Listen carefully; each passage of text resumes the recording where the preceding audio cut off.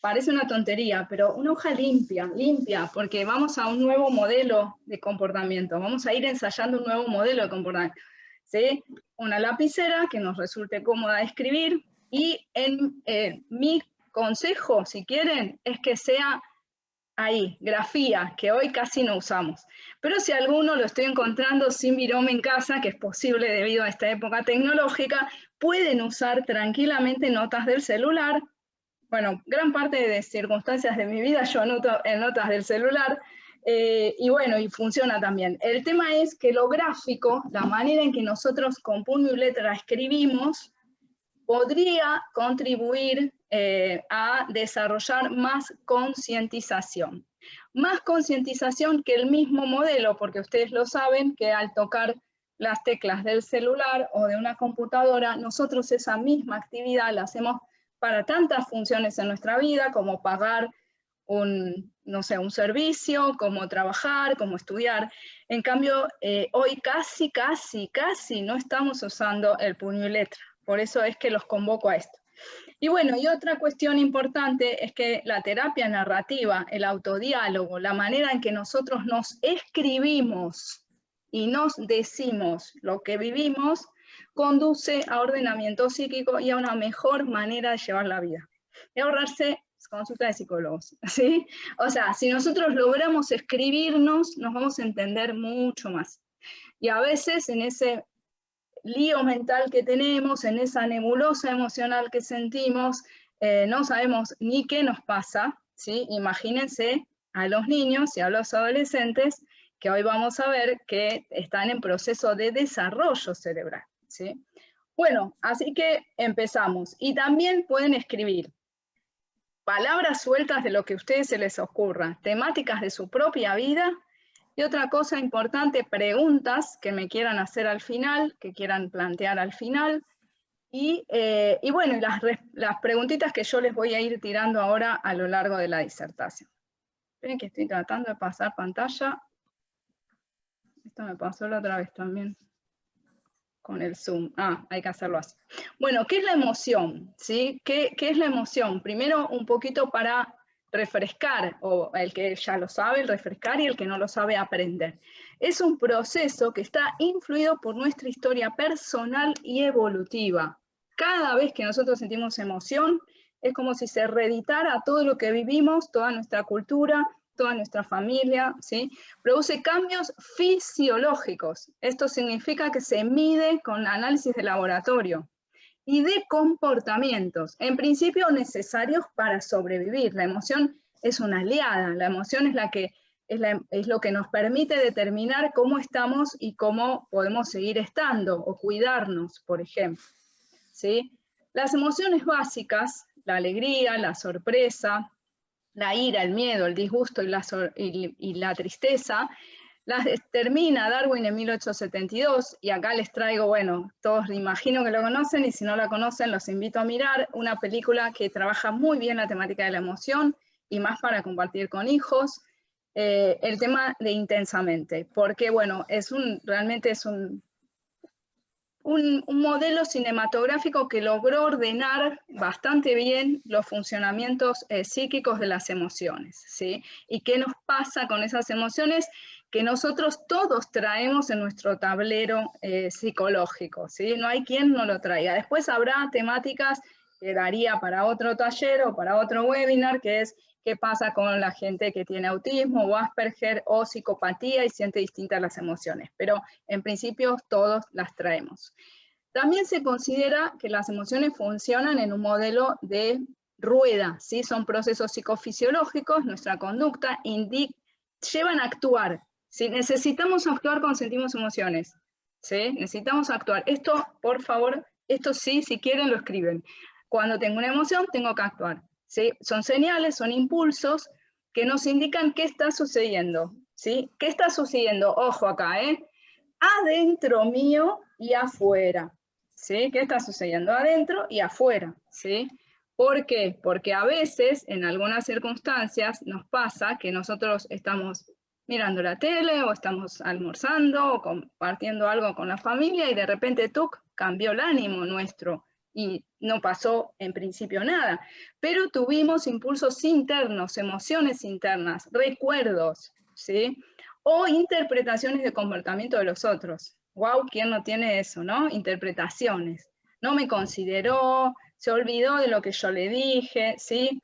Al final nunca limpian la mesa, esto me pasa a mí con mis hijos, ¿sí? O sea, recogen la mesa y no la terminan de limpiar, ¿sí? Se los digo y se los digo, ¿sí? ¿Hasta cuándo se los tengo que decir? ¿Sí? Bueno, la idea de la emoción es encontrar una respuesta que resuelva la situación que nosotros estamos viviendo. Estados anímicos que implican gran actividad mental, pero no solo mental, sino orgánica, o sea, las emociones se sienten en todo el cuerpo. Y dos temas centrales en la emoción es... Alguien sin querer tal vez habilitó el micrófono, por favor, a ver, ahí va.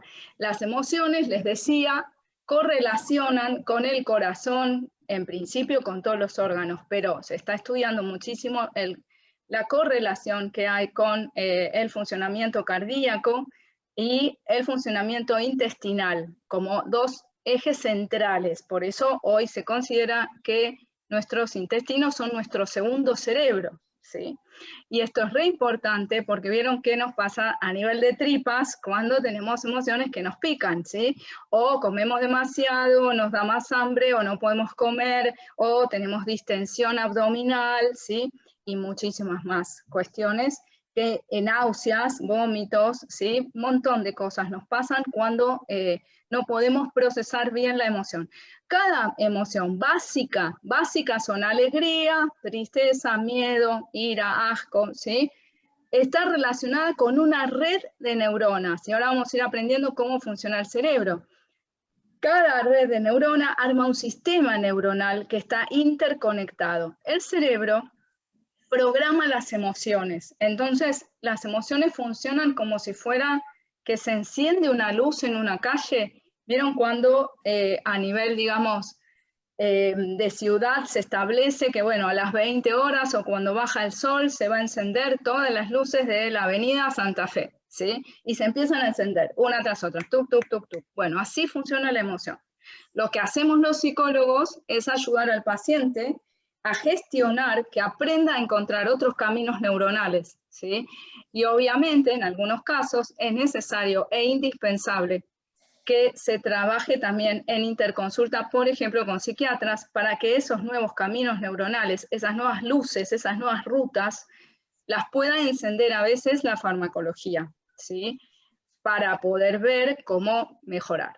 Bueno, acá sí los voy convocando a escribir, ¿sí? Les vengo contando que hay 3 sistemas. Este es un sistema que está ordenado a partir de la idea de Paul Gilbert, que es un psicólogo que trabaja en la compasión, ¿sí? Y se determinan 3 formas de sistema de funcionamiento cerebral. El sistema de amenaza y de defensa, el sistema de alarma, el sistema que hoy, y más con la pandemia, si quieren todavía más, tenemos todos bastante activado. Nos enfocamos en el control, en la seguridad, en luchar, en huir, en atacar, en proteger. Generalmente nos lleva a sentirnos ansiosos, inseguros, a tener miedo, enfado, enojo, aislado, desbordado. Desbordado es una palabra, la palabra de pandemia es desborde, ¿sí? Todos los pacientes a mí me relatan un montón, papás, mamás, sentimos desborde, no podemos más, ¿sí?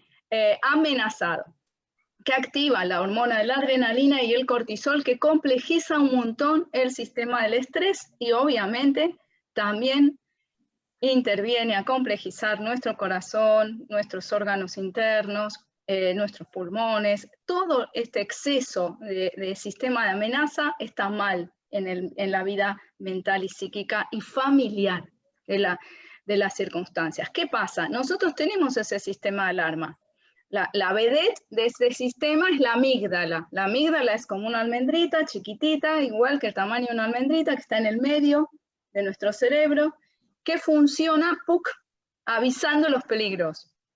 ¡Puc, puc!, pasa algo. Entonces, algo hay que hacer, ¿sí? Si nosotros sentimos un ruido muy fuerte, ¿sí?, consideramos que un comportamiento de una persona va a ser realmente peligroso. Fíjense cómo estará activada la amígdala para poder protegernos y cuidarnos del coronavirus y bueno, de todo lo que estamos viviendo. Y además está muy activada la amígdala porque está en un proceso permanente de búsqueda de peligrosidad. Nuestro cerebro tiene velcro, se considera que tiene velcro para buscar lo negativo. Velcro, o sea, adhiere a lo negativo. ¿Por qué se adhiere tanto a lo negativo? ¿Por qué nos acordamos más de lo peor de nuestra vida o de lo más triste que nos pasó? Porque por este sistema, para que funcione, nosotros tenemos más atención a las cosas negativas que a las positivas que nos pasan. ¿Sí? Por eso lo positivo, la alegría, el entusiasmo, la calma, hay que entrenarla, no viene natural. La felicidad no viene natural. Lo que viene natural es que funcionemos como mamíferos, como somos, atacando, huyendo, protegiendo. Fíjense en esto, que la idea central es poder aprender a usar este recurso, que es fundamental también para sobrevivir, en su justa medida, que lo activemos en su justa medida. Hay familias que hoy, por la circunstancia de pandemia principalmente, y debido a que están más los niños en casa, tienen todo el tiempo activado este sistema, tanto los padres como los niños, y entre los hermanos también luchan, se atacan, ¿sí? Y están en un sistema permanente de activación, con lo cual es muy difícil que no puedan, que puedan sentir tranquilos y cómodos y felices en ese estado. Por eso estamos viendo esto para ir aprendiendo a que funcione en su justa medida, ¿sí? Por otro lado, tenemos el sistema de incentivo y de búsqueda, que nos hace tener metas, desafíos, tener activada la competencia y el éxito, la tendencia a querer hacer y proyectar, que hoy está también complejizada por la situación de pandemia. Ahora, este sistema es buenísimo, porque es cuando nosotros, por ejemplo, conversamos con nuestros hijos y le preguntamos, bueno, ¿y qué te gustaría estudiar? ¿O qué te gustaría hacer? ¿Y qué deporte? ¿Y cómo te está yendo en el cole? Está genial. El tema es si todo el tiempo lo tenemos activado, si todo el tiempo estamos compitiendo, estamos midiendo lo que hace mi hermano, lo que hago yo, lo que mi papá le dio al otro, lo que me da a mí, lo que yo como madre o padre conseguí, lo que consiguió mi hermana o mi hermano o mi amiga y yo no lo logré, ¿sí? Esto nos hace estar con la dopamina a full, ¿sí? Alertas, energizados, estimulados y motivados y casi maníacos si lo tenemos en exceso. Y esto conduce a obsesión, adicción, ¿sí? Y a compulsión. Es un drama si está en exceso. Si está en su justa medida, te motiva a ver qué vas a hacer de actividad en tu vida, qué plan tenés, y te ayuda a aprender, a recrearte, a determinarte, a hacer un plan estratégico de algo que te gustaría hacer, ¿sí? Bueno, y el gran sistema que tenemos que activar todos, el sistema de calma y el sistema de satisfacción, que le llamamos sistema verde. Sistema rojo, sistema azul y sistema verde, ¿sí? Este sistema de calma es de autocuidado, pensar en nosotros, pero en un buen pensar en nosotros. Es un egoísmo saludable, me fijo mi necesidad, pero para poder, obviamente, estar mejor en el mundo y en el universo, no simplemente porque soy un egoísta y no quiero pensar en nadie, ¿sí? Al contrario, mi autocuidado, mi forma de ordenarme a mí misma, me abre la empatía, que es la capacidad de ver cómo están los otros, qué les pasa a los otros, ¿sí? Y generalmente en ese estado mental, en esa red de neuronas activada, todos, importante esto que les voy a decir, salvo pequeña población que tiene rasgos psicopáticos muy severos, todos tenemos más calidez, más amabilidad, ¿sí? Y entonces generalmente nos sentimos más estables, más seguros, más conectados con todos. Podemos estar conectados, podemos conversar, podemos recibir lo que el otro nos quiere comunicar. Nos sentimos más satisfechos, con confianza y cooperamos. Esto es fundamental y es lo que hay que activar para que, por ejemplo, en un sistema familiar, los hijos puedan colaborar, cooperando en la vida familiar, no solo haciendo porque así juegan a la Play o porque así lo dejas invitar a un amigo, ¿no? Sino cooperar. Esto es importante, porque la cooperación no pasa por, si no estoy en el azul, estoy en búsqueda de incentivo, ¿sí? La cooperación es auténtica, es natural, te ayudo, te doy. ¿Sí?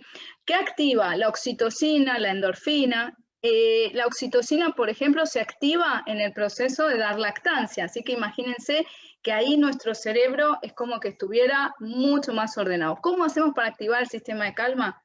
Empezando con la respiración consciente. Hoy vamos a tratar de ver si podemos terminar unos minutitos y hacer este tipo de respiración que ayuda notablemente a calmarnos, ¿sí? A pesar de que tengamos en cuenta lo que pasa.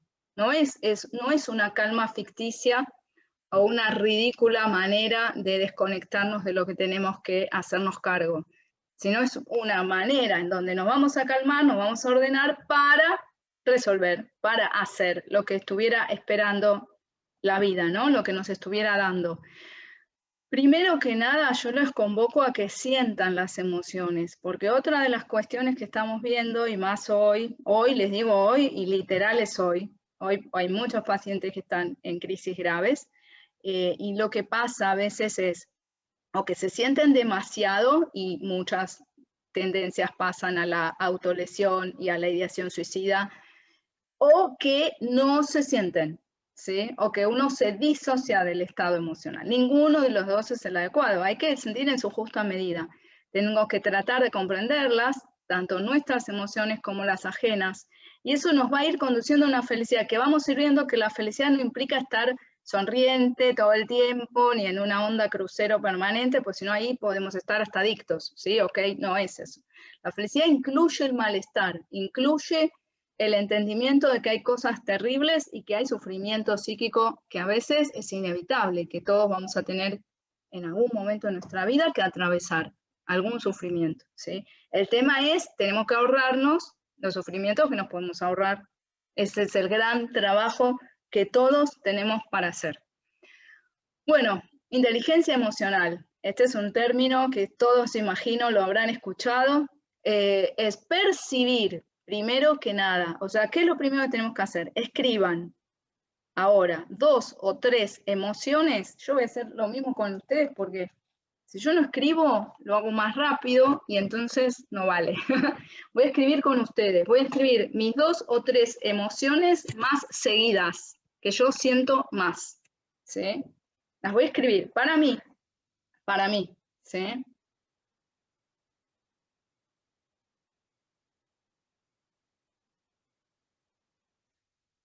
Bien, tengo que hacerlo ahí sin activar tanto los lóbulos frontales, sin razonar demasiado, largo ahí lo que... Yo anoté calma, enojo y miedo, son como mis emociones como más que me acompañan, ¿sí? En algunas circunstancias de mi vida.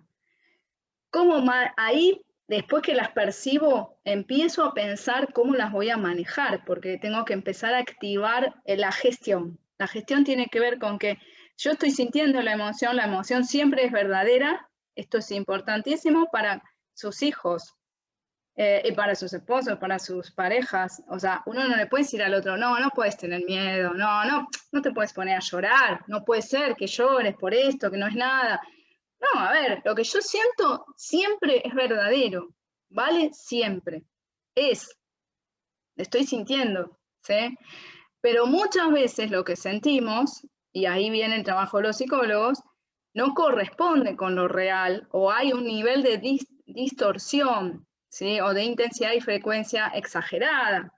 Entonces, puede ser que esté exagerado un proceso de llanto, por ejemplo, o de emocionabilidad negativa, ¿sí? Pero tengo que percibirlas primero, no puedo hacerme el tonto de que no siento. Esto, el próximo taller, vamos a ver si hacemos un taller de duelo comunitario. Estamos viendo duelos muy, muy complejos en este segundo año de pandemia, y a veces lo que pasa en los pacientes, que muchas veces los familiares invitan a algún digamos, paciente a convocarlo a hacer alguna consulta de duelo para ver cómo está, porque los duelos son complejos y tristes, y la mayoría te dice, no, yo estoy bien, yo ya no siento nada, y por ahí hace 10 días, ¿sí?, que se murió una persona muy significativa, esa persona, ¿sí?, Entonces, ¿qué pasó ahí? No percibe, no es que no siente porque no percibe, no es que no siente, ¿sí? Bueno, obviamente hay tiempos, está mandándome a otro taller, ¿no? Pero hay tiempos para el duelo. A veces le decimos, bueno, está bien, los psicoeducamos, les enseñamos la etapa del duelo y le decimos que en un mes lo vemos, o que en un mes nos cuente cómo está, ¿sí? Comprender las emociones, ¿por qué se producen estas emociones? Comprenderlas, son un bucle emocional que traigo de la vida familiar primaria, de mi vida cuando yo era una hija, por ejemplo, o un hijo, donde mis papás estaban muy activados con el enojo y entonces yo me enojo o yo grito, ¿sí? Puede que sí, puede que no, ¿sí? Tengo que comprender las emociones o tratar de comprender. Y manejar y utilizar las emociones, o sea, ver para qué, qué vamos a hacer con esto que sentimos, no dejarlas pasar y listo. Ahí vamos a ir desarrollando habilidades personales para manejarnos a nosotros y a los otros, para manejar las relaciones con nosotros. ¿Cómo les vamos a decir? De alguna manera tenemos que empezar a ponerle palabras a las emociones. Por ejemplo, decir la típica frase, no me pasa nada. ¿Quién no dijo eso? Levante la mano, ¿no? O sea, no me pasa nada, no es nada, no siento nada. Bueno, el nada es un mundo en general. Tal vez lo que podemos decir es todavía ni comprendo lo que siento. Ya una vez que yo tenga más o menos ordenada mi mente, si es alguien tan significativo, como una persona que convive con vos, y merecería tener un entendimiento de lo que te pasa, vos le puedes decir eso. Mira, ahora yo no entiendo muy bien qué me pasa, me voy ahí sí, tengo que a veces encontrar un estado de calma, tengo un estado de pequeña distracción, pero no distracción para no escucharme o no sentirme, sino para ordenarme y volver a la situación relacional. Por eso estamos apelando a la conciencia de nosotros mismos, saber lo que sentimos, por qué lo sentimos, ¿sí? Lo que puedes hacer bien o mal, por ejemplo, si nosotros empezamos a percibir que ante el enojo vamos a revolear algo, tenemos que empezar a hacer algo. No podemos después decir, listo, bueno, viste que a mí me pasa, ya está, tiré todo, listo, pero soy tu padre y te amo. No, no es feliz día del padre. Tengo un pacientito que me encantó, porque le hizo una carta al día del padre, tremenda la carta, pues le dijo, mira papá, no te voy a decir feliz día del padre, porque vos rompés cosas cuando te enojás, ¿sí? Y este papá, que está muy complejo y le cuesta un montón reconocer sus dificultades, le cuesta reconocer, el nene, que tiene 5 años, le está avisando que es insano. ¿Por qué? Porque estamos trabajando para que este nene deje de revolear sus cosas. Este nene revoleaba todo. Obviamente, ¿por qué revoleaba todo? Porque papá revoleaba todo. Modelado.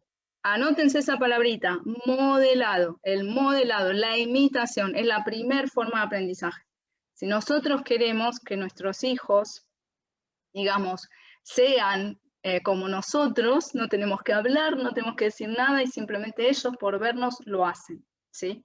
El lío de eso es que si nosotros repetimos muchas veces conductas inadecuadas y las dejamos pasar, porque total soy tu madre o soy tu padre y listo y te la bancás, a la vieja usanza, va a ser un lío. Primero porque los chicos hoy están re piolas, o sea, piden otras cosas. La verdad, sinceramente, yo siento que nuestros hijos son un tesoro en ese sentido porque nos piden a gritos que evolucionemos como personas. Nos piden que evolucionemos. No nos piden que no nos equivoquemos, porque la mayoría la tiene clara de que somos humanos y no vamos a ser perfectos. Pero sí nos piden evolución. Y a veces evolución es decir, uy, bueno, no sé, te lo dije de una manera que está mal, pero lo que te quiero decir o necesito que tengas en cuenta esto que te quiero comentar, ¿sí? Así que signos de alerta personal y formas de calmarnos o formas de no reaccionar en un momento de corrernos y luego volver. Ahora vamos a ver los tiempos de la disciplina, ¿sí?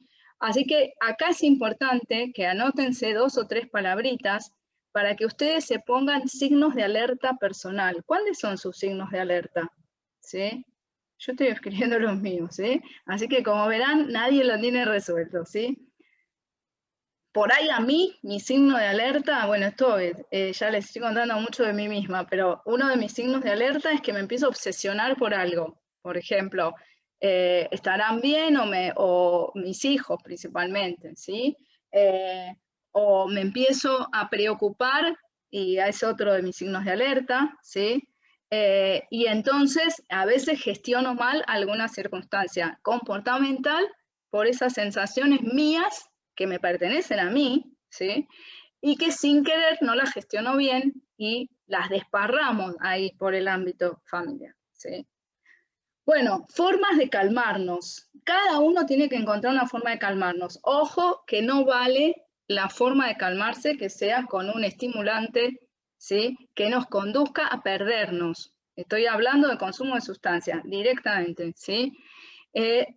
Esto sí que no vale, pero sí vale que vos te vayas a caminar, que te vayas a bañar, que encuentres una manera para ordenarte psíquicamente, ¿sí? Que puedas hacer música, que puedas empezar a sentir que tenés que correr o saltar en la soga, ¿sí?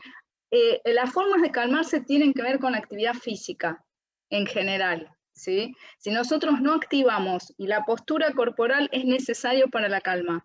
Cuando estamos abatidos, en general, o estamos así, muy exaltados y mirando para atrás porque estamos ahí creyéndonos que gritamos todo, o estamos así, ¿sí? Deprimidos, diciendo las cosas despacito, pero lastimando tremendamente, que esto después los psicólogos no nos podemos arreglar. La lista que nos hacen los chicos de las cosas que le dicen sus papás, ¿no? Sos un fracasado, no vas a poder con nada, bueno, cosas muy hirientes, que no son disciplina ni educación, ¿sí? Son herir al otro, lastimar al otro, ¿sí? Por ahí esa persona, ese niño, ese adolescente, en algo pudo haber fracasado, pero en su comportamiento tendrá toda la potencialidad para no seguir fracasando, ¿sí? Así que es re importante escucharnos a nosotros mismos o escribirnos. ¿Qué le decimos a nuestros hijos? ¿Qué le decimos? ¿Cómo hablamos? ¿Sí? Muy importante. Y si nosotros tenemos formas de calmarnos, que como les digo, lo ideal es que sean psicofísicas, que sean actividades. Les digo psicofísicas porque hay gente que no se calma del todo con una actividad corporal, por ejemplo, con ir a correr, no le gusta o le molesta hacer mucho movimiento con el cuerpo, pero le va muy bien cocinar o le va muy bien tocar un instrumento, dibujar, o sea, que uno o hacer plantas, ¿no? O sea, ir y conectarte con las plantas. Vos tenés que ir encontrando las mascotas, fundamental, en las casas, ¿sí? Pero yo tengo que encontrar y desarrollar mi forma de calmarme. Y a su vez, eso va a permitir que nuestros hijos modelen ese comportamiento, ¿sí? A mí, por ejemplo, me invitan a que haga yoga. Mamá, ¿por qué no haces yoga? Entonces, bueno, es un buen indicador, ¿sí? Seguramente en ese momento es un indicador de que por ahí me estoy pasando de algo que estoy, ¿sí? Diciendo, ¿sí? Gestión personal, gestionarme a mí mismo, ser capaz de cumplir mis metas, lo que yo me voy proponiendo. Por eso lo que me voy a proponer no puede ser un edificio de 30 pisos. Por ahí va a tener que ser algo muy sencillito. Voy a tratar de proponerme acá al viernes que viene hablar mejor, por ejemplo, ¿sí? Ser positivo, tratar de desarrollar lo positivo en los contratiempos. Pasa que sin querer, nos quejamos en el momento inadecuado, ¿no? O sea, nuestro hijo se está, por ejemplo, yendo al colegio y se está olvidando, a mí me pasa con el más chico, se olvida el celular, se olvida todo, está pleno adolescente. Y bueno, y yo le digo, pero ¿no te das cuenta, Nico, que vas a llegar tarde? Me dice, yo ya me doy cuenta, mamá, pero ¿para qué me lo recordás ahora? Y es verdad, ¿para qué se lo recuerdo ahí? Porque seguramente le subo la ansiedad al decirle eso, ¿sí? Además, lo más importante, no, lo ideal es que no llegue tarde, pero lo más importante es que llegue bien, no solo que, ¿sí? Entonces, que se fije bien cómo camina por la calle, que tome bien el colectivo. Miren qué interesante eso, porque es un pequeño contratiempo que sin querer nosotros podemos tirar ansiedad al otro y la otra persona, por querer llegar bien, por ejemplo, puede tener hasta un accidente, ¿sí? Controlar las emociones perturbadoras para que no destrocen tu vida. Esto es fundamental. No hay que darse permiso para tener emociones que te perturben y que te destruyan y que destruyan a tus seres queridos.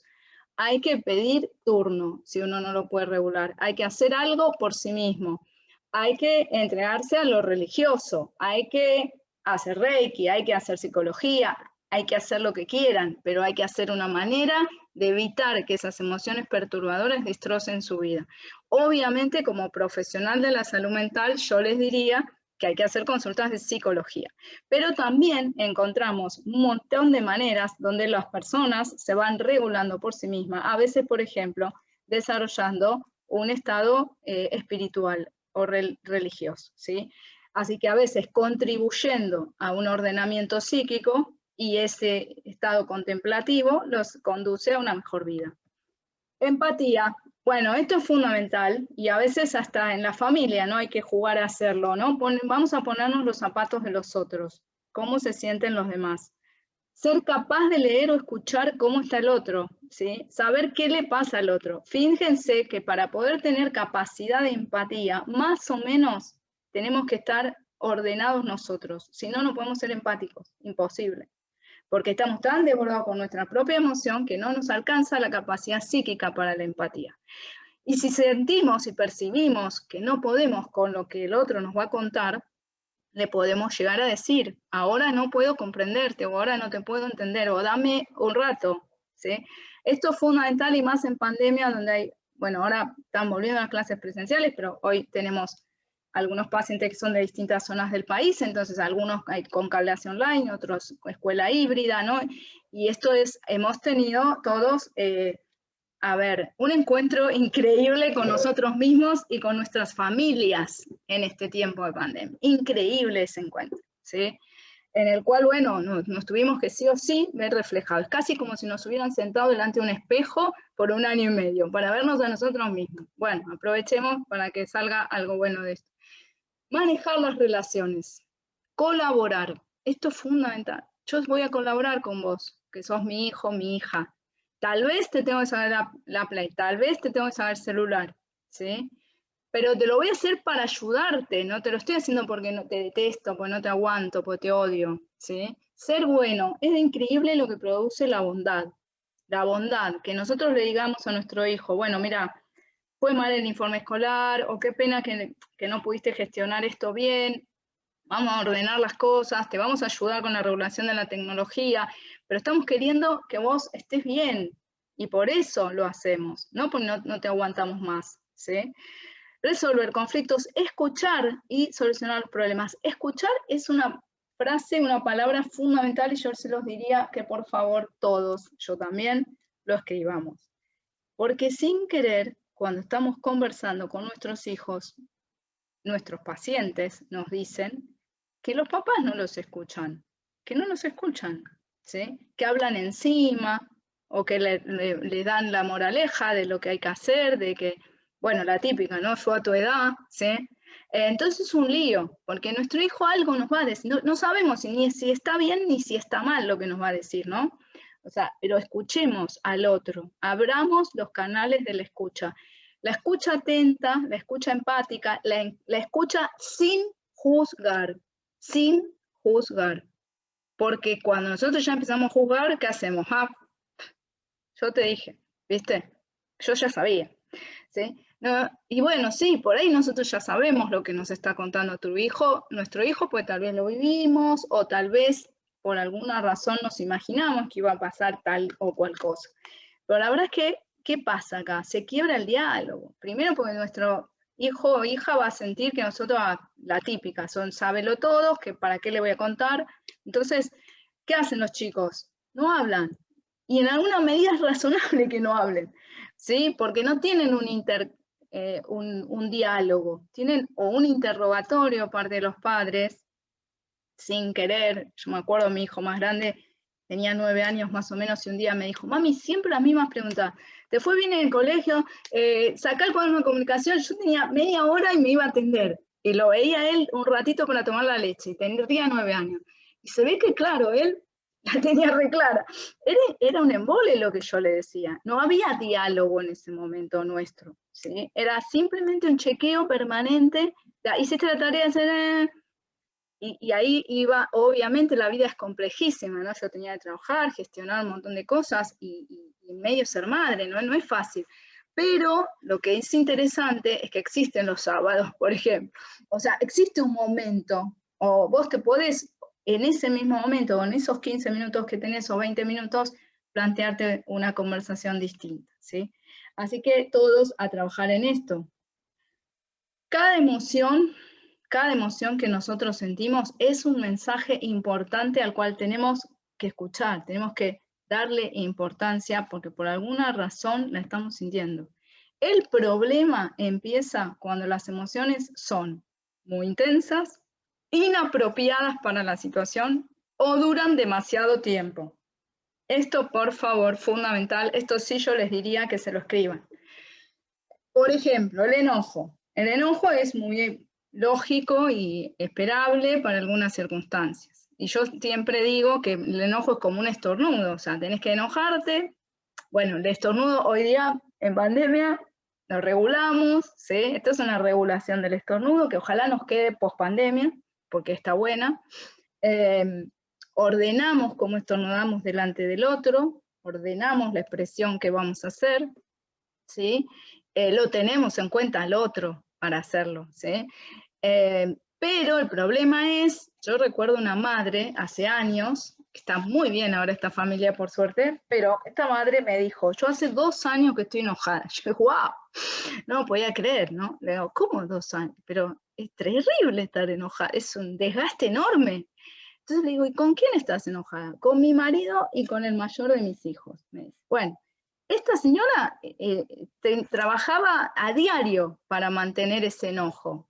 Ese enojo ya no tenía ningún tipo de sentido, ya no era enojo, era desamor, era desafectación, era, digamos, una cosa totalmente inapropiada para la situación, ¿sí?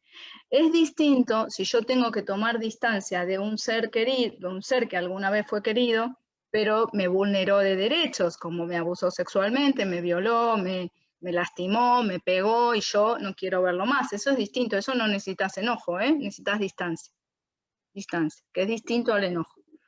Y bueno, y si duran demasiado, las emociones nos complican, porque ya, bueno, ya no sé cómo, ya no aguanto más esta emoción o me invadió. La emoción tiene que recambiarse. Así que, ¿dónde pedir turno? ¿Cuándo decidir ir al psicólogo? Cuando sentimos emociones que están ahí como fuera de tiempo. Y esto en duelo se ve mucho. Por ejemplo, ayer vi una abuela que estoy viendo, en realidad yo veo a la nieta, pero hice una sola consulta con la abuela. En la familia hubo un caso muy grave de COVID, bueno, un hombre de 40 años que era médico, fallece por COVID, sin riesgo, bueno, muy triste la historia. Bueno, y esta señora, que es la madre, me planteaba que tenía emociones que le duraban, que le venían pasando desde los 18 años. Y cuando hablamos del duelo, que imagínense que era el duelo tan último y tan dramático, ella empezó a remover los otros duelos, y bueno, y todos los duelos le fueron dificilísimos. Hasta los duelos esperables, como los duelos de los abuelos o de los padres de ella. Esto es re importante, porque ahí vemos la inadecuación de la emoción, ¿sí? La inadecuación, les pongo como ejemplo. Bueno, la distancia, la indiferencia, tan típica en el momento de educar y bueno, y cuando ya nuestros hijos o nuestras hijas están más púberes, más adolescentes, es un recurso que muchas veces en su justa medida está muy bien ordenado y aplicado cuando se hace con afecto, con consideración y con respeto al otro. Cuando yo por alguna razón voy a tomar distancia de mi hijo o de mi hija, no voy a hablar o no voy a dirigir la palabra por unas horas o por un día o por 2 días, pero no lo voy a hacer odiando al otro o mirándolo mal o sintiendo realmente la oportunidad para dejarlo aislado, porque esto pasa, y los chicos se complejizan cada vez más y más. Así que si voy a ser indiferente, tengo que ser una indiferencia amorosa, diría yo. Una indiferencia con respeto, una indiferencia con ordenamiento para que después de esa indiferencia, a veces esperando la reacción de un hijo o de una hija, podamos encontrar la posibilidad de volver a hablar y de ordenar cómo nos llevamos y cómo estamos, ¿sí? Fundamental esto. ¿Cuánto duran las emociones? Bueno, esto sí, anótenselo. ¿Cuánto les duran a ustedes los enojos, las emociones de miedo, las tristezas? Y si son apropiadas o no para el momento. ¿sí? Si ustedes sienten que esas emociones que están teniendo son las apropiadas, o les parece, o la familia, o los amigos, o alguien les dice que está exagerado, que eso también es una fuente de información que puede ser muy valedera, cuando los demás nos dan un indicador, ¿no? Nos dicen, epa, pero esta emoción se te repite mucho, o dura mucho. Ahora vamos a hablar de que necesitamos encontrar oportunidad para la comunicación. No es cuestión de ser espontáneo todo el día, todo el tiempo, ¿sí? Tenemos que ser espontáneos primero con nosotros mismos, auténticos con nosotros mismos, pero tenemos que encontrar la oportunidad para hablar, para decir. Si no, el otro no te escucha o no entiende, se queda mal, ¿sí?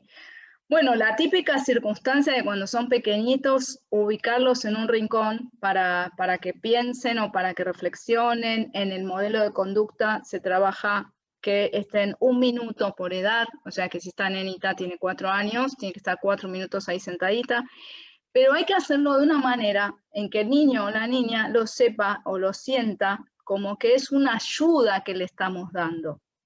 Los chicos cuando sienten que nosotros los retamos porque nos estorban a nosotros, no crecen en forma saludable.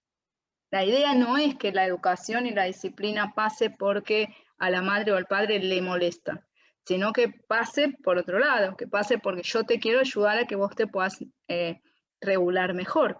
Y necesitamos a esta nena, imaginemos que se llama Micaela, este papá le tiene que explicar por qué está ahí sentadita Micaela, ¿sí? ¿Qué le puede pasar a Micaela? Por ejemplo, le pegó a la hermanita que tiene 2 años, ¿sí?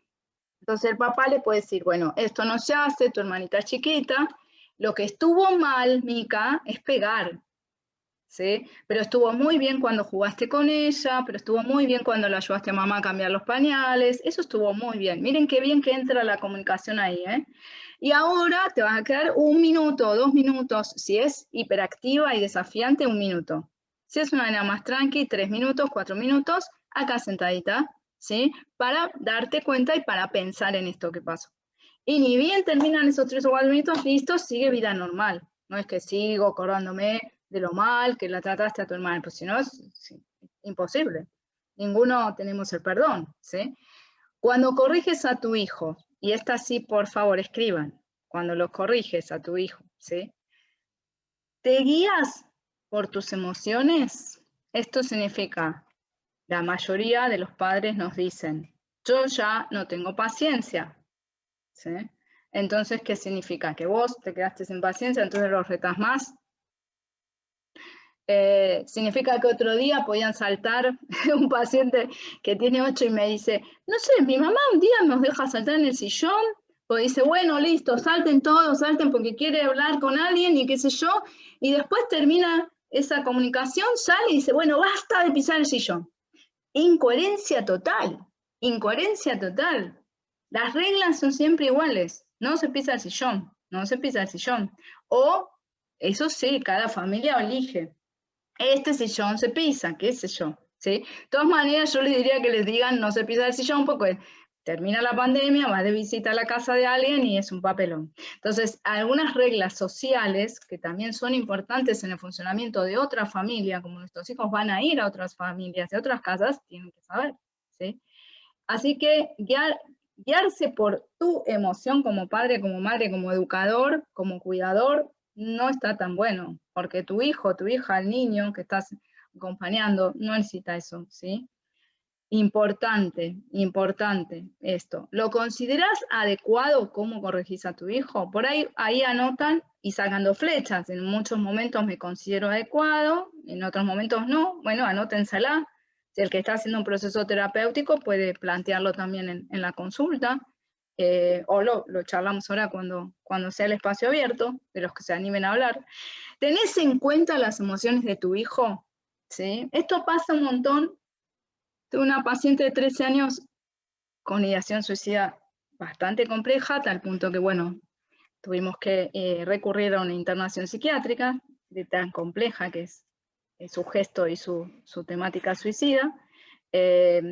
Y cuando le muestra el informe escolar a los padres vía WhatsApp, los papás se despacharon, se guiaron por sus emociones y le dijeron bastantes cosas. ¿Sí? Esta paciente no estaba capacitada para recibir todo eso. Es una paciente compleja, ella también, más allá de la familia. Conclusión, ¿sí? En un momento, que ya está mucho mejor por suerte, ya pasaron 2 meses y está muchísimo mejor, ella dijo, tremendamente sabia, en algún momento se pusieron en una consulta familiar, en algún momento se pusieron a pensar las emociones que tenía yo cuando les di el informe, que mi informe estaba todo mal y la que peor se sentía era yo. Yo era la peor que se sentía, les dijo la nena. Nena, porque tiene 13 años, ¿sí?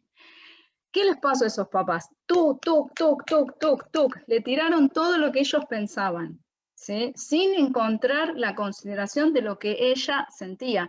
Ningún chico, ninguna chica quiere tener un informe escolar tan desastroso, pero a veces pasa por enfermedades, por dificultades, por trastornos del aprendizaje, por desavenencias, por de todo pasa, pero en realidad es re interesante esto, ¿no? O sea, esto también se trabaja con las personas que están en la cárcel. Si vos le preguntas, la mayoría no quería estar en la cárcel, lo está, ¿sí? Después cada uno tiene su historia, pero a lo que me refiero es, ¿quién quiere armarse una mala vida? Díganme quién quiere, o sea, sin querer, por alguna razón se te va para ahí, ¿sí? ¿Quién quiere entrar en un estado adictivo dramático? Casi nadie quiere eso, pero aún hay una cantidad increíble de gente con adicciones, ¿sí?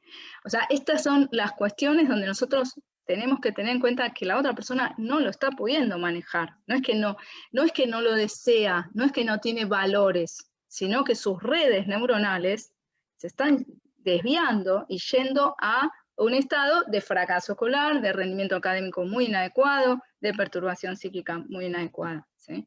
Así que muy importante tener en cuenta eso. Fíjense la postura de esta madre que se agacha y se ubica a la altura de la niña. Esto es fundamental hacer. Está totalmente, y acá nos respalda la neurociencia, la neuropsicología, el contacto, la relajación de la cara, la manera en que nosotros gestionamos nuestros gestos del rostro, cómo nosotros esbozamos una pequeña sonrisa, obviamente jamás irónica, ¿no? Pero que nos acercamos al otro desde ese estado y mirando los ojos desde ese lugar de profundidad, como los ejercicios de teatro, si alguien hace teatro, vieron que te hacen mirar ahí, los ojos un rato, bueno, ese mirar sin juzgar, ese mirar abierto, conduce a un estado de disciplina muy saludable, donde nuestro hijo, nuestra hija va a sentir que quiere escuchar lo que le vamos a decir, ¿sí? Que quiere escuchar. Bueno, ¿qué finalidad tienes al corregir a tu hijo? ¿Cuál es tu finalidad? Y esto escríbanselo. ¿Qué esperas? ¿Ayudarlo? ¿Enseñarle? ¿Educarlo? ¿Sí? ¿Demostrarle tu poder? ¿Sí? Tratar de que no moleste, que siga las reglas para que sea lo que vos esperás y nada más. ¿Qué esperás? ¿Qué te planteás? ¿Qué querés? Y para esto hay que hacer un poco el juego, un juego complejo, pero bueno, en este contexto de pandemia y de muerte colectiva, creo que todos nos dimos cuenta, ¿no? La vulnerabilidad que tiene la vida y lo potencialmente fácil que es morirse, ¿no? Entonces hay que recordar que nos vamos a morir y que en cualquier momento nos vamos a morir. Entonces, ¿qué queremos? ¿Cómo queremos que nos recuerden? Esto es fundamental hacer, ¿sí? Para que podamos ir encontrando la vía de ver. Acá fíjense las expresiones, los conduzco, los convoco, a ver cómo desde los gestos, cuántas cosas podemos decir, ¿no? Estas miradas con los ojos hacia arriba, por ejemplo, esta mamá que se está tomando la cabeza, ¿no? Y que ya mira así. Esto cómo gestiona, ¿sí? Y cuánto los otros pueden tomar de la misma manera todo lo que nosotros también hacemos. Tener inteligencia emocional es escuchar qué te dicen las emociones y asegurarte, yo les diría acá, estuve muy optimista acá, más que asegurarte, bueno, plantearte que podés ir aprendiendo a manejarlas, ¿sí? Plantearte con humildad y paciencia y esperanza. Una emoción tiene su propósito, y luego terminan y tenés que seguir adelante con tu vida. Esto es fundamental, se lo enseñamos a todos los pacientes. ¿Por qué? Porque, bueno, acá justo tenemos un adolescente. El adolescente que tiene ahí, no me da el tiempo hoy para hablar, pero bueno, tiene un desarrollo emocional muy exacerbado porque a nivel biológico se está terminando de cerrar la corteza frontal, que es la que permite la razón, y la contemplación de esperar y de respetar y de decidir. Todo eso está terminando de formarse en el adolescente. El adolescente es pura emoción, es toda emoción, ¿sí? Y es muy pasional, por eso es tan importante encauzar esas emociones, que hagan actividades, que hagan música, que hagan dibujo, que desarrollen, que no se queden solo con los juegos electrónicos, ¿sí? Porque esa expresión de la emoción termina de funcionar a que vos te sientas mejor.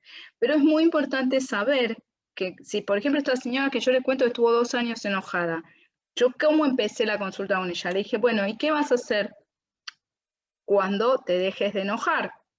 Me miró y me dijo, no, yo no me voy a dejar de enojar, ¿sí? Bueno, hasta que empezamos a comprender lo que pasaba. Pero ella creía que la única tarea que tenía vital era demostrar su enojo. Entonces, no tenía ningún propósito más allá que esa emoción. La emoción tiene que pasar, la emoción tiene que funcionar para que nosotros entendamos que luego sigue. Y cuando sentimos que luego sigue, es de esa oportunidad de relación, de vínculo, que es lo más importante y lo que tenemos que cuidar, ¿sí? Nosotros nos pasa bastante con los pacientes que muchas veces por procesos terapéuticos se enojan terriblemente con nosotros, con los profesionales que atendemos. Y bueno, nosotros hacemos mindfulness, terapia contemplativa, autocuidado y ordenamos nuestra mente ante ese reflejo al paciente que se enoja o se perturba con nosotros. Y lo ordenamos. Y a mí me pasa que los pacientes después te dicen, ay, gracias, Elisa, perdón, yo me desubiqué, yo hice esto. Bueno, en la época presencial eran los golpes de algunos padres o madres o adolescentes en el escritorio que temblaba todo y que era casi una falta de educación, una falta de respeto, ¿sí? Y en el momento en que el paciente se siente mejor, se horroriza de lo que hizo, pero ya lo hizo. Entonces nosotros tenemos que saber cuidar esos estados para poder hablar con el otro de la emoción en el momento adecuado y en el momento que la entendamos. Desde que nace, nuestro hijo le enseñamos sobre las emociones. El cerebro del niño aprende principalmente observando y escuchando. Y fíjense acá estas dos fotos que reflejan también este estado de abatimiento de la mamá y el estado de llanto de la bebé y el estado de acercamiento del papá y la calma que tiene el rostro del bebé. ¿Qué vamos a hacer? ¿Podemos estar abatidos con un bebé? Seguro vamos a estar abatidos porque dormimos mal, porque está difícil, porque tenemos otros problemas además de tener el bebé. Pero tenemos que encontrar la manera en que le demostramos la emoción que sentimos. Esta mamá acá se está dejando llevar por su emoción, que si le pasa un día no pasa nada. El tema es si le pasa los 2 años en que este bebé es un bebé. Ese es el problema. Puede pasar que uno un día reacciona de una manera inadecuada. El tema es la insistencia, porque ahí queda aprendido. Por eso vemos depresión en bebés. Los niños, los bebés se deprimen también, aunque no puedan creer. ¿Qué hacemos si no tenemos la inteligencia emocional que nosotros quisiéramos? ¿Qué hacemos? Bueno, decimos, listo, una madre, me estoy acordando de ella, pero ya mejoró un montón, por suerte. Pero ¿saben lo que me dijo un día? Agotada, agobiada, tiene 5 hijos, con muchas dificultades cada uno. Ella me dijo, yo voy a aprender a manejar mis emociones en mi próxima vida, cuando vuelva a nacer.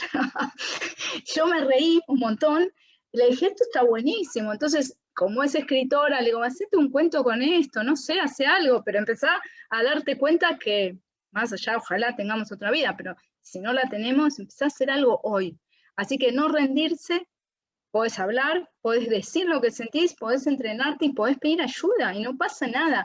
Y generás una autoridad sumamente positiva y saludable ante tus hijos. Si les decís, che, esto yo no puedo manejar. A veces no lo puedo manejar, a veces me enojo de más, a veces pasa esto, no lo puedo manejar, ¿sí? Conversar con nuestros hijos sobre la toma de decisiones y sobre la elección de la conducta social. Acá también está muy bueno esto. Miren esta cara del niño, esta cara del nene llorando, y esta es bien de pandemia, esta es una cara de pandemia, porque a mí me ha pasado tener pacientitos de 6, 7 años, 8 años también, en circunstancias donde, bueno, más que nada el año pasado, ¿no? Donde estábamos todos confinados y bueno, y había una mamá en este estado en otra habitación. Y los nenes llorando, porque no podían ni con el Zoom, no podían ni aprender, no podían nada, ¿sí? Y acá vemos otro estado donde la mamá está tratando de trabajar o relacionando y la nena está tratando de hacer algo. Acá es importantísimo ordenarnos, ¿sí? Porque nosotros todos podemos lograr sentarnos a la mesa y compartir y elegir la conducta que vamos a tener. Todos lo podemos lograr, ¿sí?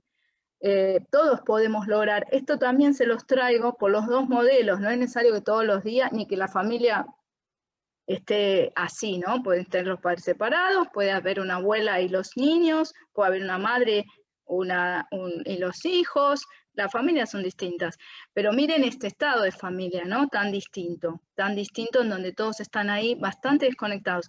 Obviamente, cada uno tiene su intimidad, su individualidad y su proceso propio. El tema es si siempre estamos así, ¿sí? Si siempre estamos desconectados, ¿sí? Cuando nos integramos. Bueno, acá las emociones en off o en on, ¿sí? Hay familias, que es un poco lo que quería mostrar con esta, hay familias que por ahí no encuentran, los chicos no encuentran, en esta familia no se encuentra mucha oportunidad, en principio, para expresar lo que siento. Entonces, en general son familias muy en off, como que cada uno se la va a tener que ir gestionando, ordenándose la emoción, ¿sí? De alguna manera. Y la idea central es que tengamos permiso familiar, ¿sí? Permiso relacional para sentir nuestras emociones, todas las que sentimos, y podamos charlar de eso, podamos hablar de lo que sentimos. Poner palabra a la emoción, que a veces puede ser primero palabra escrita, ¿sí? Para ordenarnos y después sentarnos y hablar con el otro, conduce a la mejor parte de nuestro cerebro, la parte frontal, que nos hace racional, educados, ordenados, deja ver qué valores tenemos ante nuestra vida, qué queremos, ¿sí? Bueno, otras cuestiones fundamentales que los psicólogos trabajamos un montón, la postura corporal, el tono de voz, los gestos, generan la fisiología, por eso a veces el proceso terapéutico, el estilo del terapeuta conduce a mejoras increíbles, porque el terapeuta que más ordenado está y que más puede lograr eso, genera más reactividad, y más en los infantos juveniles, más en los nenes y en los adolescentes.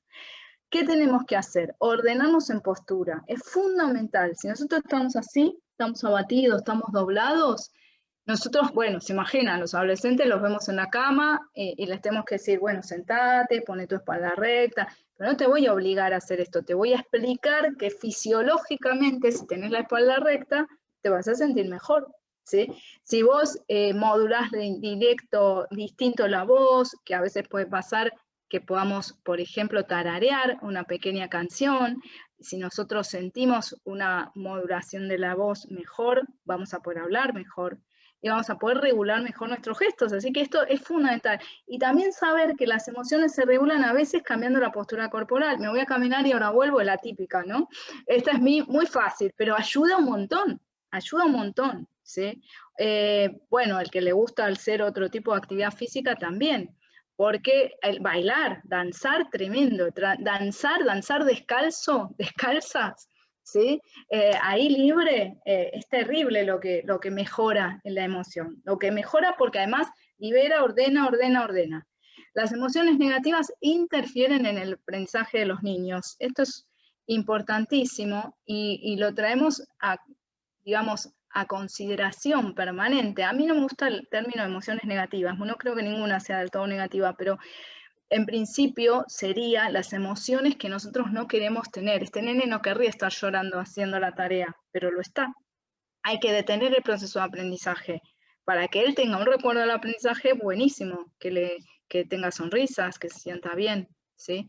Bueno, acá les traigo, y ya voy rápido porque quiero escucharlos también a ustedes, qué pasa cuando meditamos, cómo se ordena fisiológicamente el cerebro. Y cuando hablamos de meditación, hablamos de la meditación clásica, tradicional, que es la de respiración consciente, prestar atención a la respiración, o cualquier modo meditativo, que puede ser que vos concentres tu atención y tu pensamiento, tu fluir mental en una línea. Si yo estoy plantando margaritas y solamente pienso en plantar margaritas, estoy meditando, ¿sí? Así que esto se los digo porque hay quienes dicen, uy, esto de quedarse así quietito, la espalda recta, es un lío, a mí no me sale, o soy muy activo, o cómo voy a hacer. Bueno, harás otra cosa, pero la idea es que este tiempo de ordenamiento mental y de concentración hace que se limpie nuestro cerebro.